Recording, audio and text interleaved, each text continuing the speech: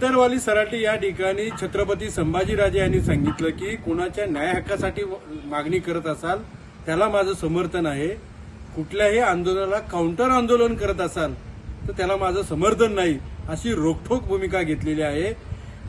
आज आपण पाहिलं असेल की लक्ष्मण हाके आणि नवनाथ म्हणून कोण तिथं त्या ठिकाणी बसलेले आहेत, त्यांच्या पाठीमागे दोन माणसंही नाहीत आणि ते समाजाचं नेतृत्व करतात असं भासवत आहेत।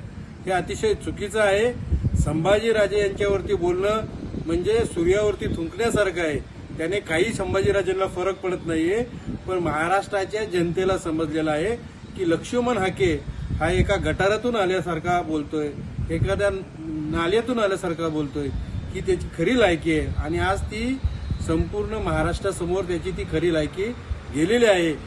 लक्ष्मण हाके तुम्ही काही दिवसापूर्वीच पाहिलं असेल, जसं जितेंद्र आव्हाडांचं झालं तशी तुमची अवस्था होण्याची शक्यता आहे, तुम्ही सावध राहा।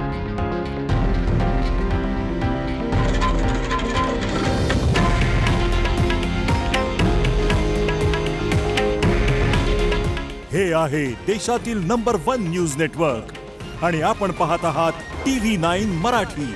काळजी तुमची, हित महाराष्ट्राचं।